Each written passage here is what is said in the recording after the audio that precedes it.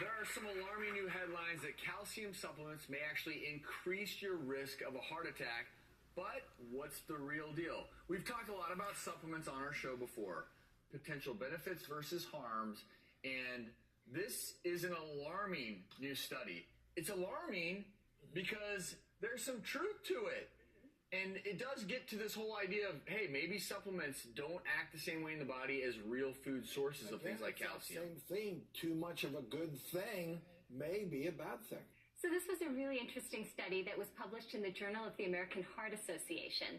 They found that people who took over 1,000 milligrams of calcium supplements a day were 22% more likely to develop heart disease and atherosclerotic plaques that can lead to heart attack and stroke. And it's actually really contradictory because there's data out there that the dietary sources of calcium, like milk and yogurt, actually decrease heart disease.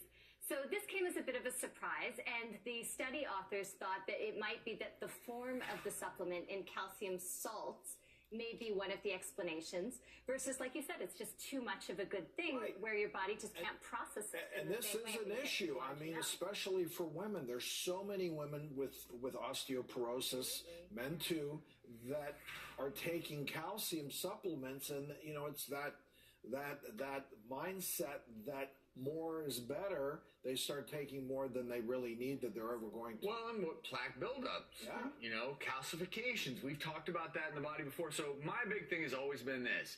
When it comes to the majority of your nutrients, unless you know that you're low in a particular nutrient or vitamin, get those nutrients through your foods. You got black-eyed peas, or you've got kale and sardines. But the one that a lot of people avoid it nowadays.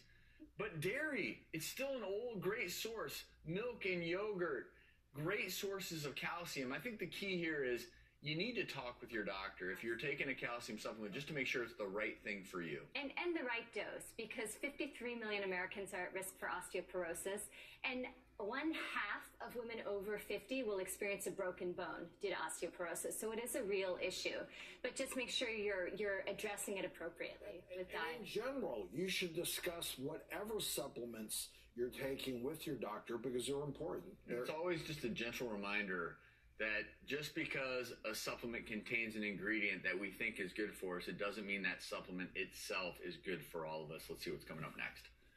Coming up, the secret scent that could flip your house in no time. That's coming up.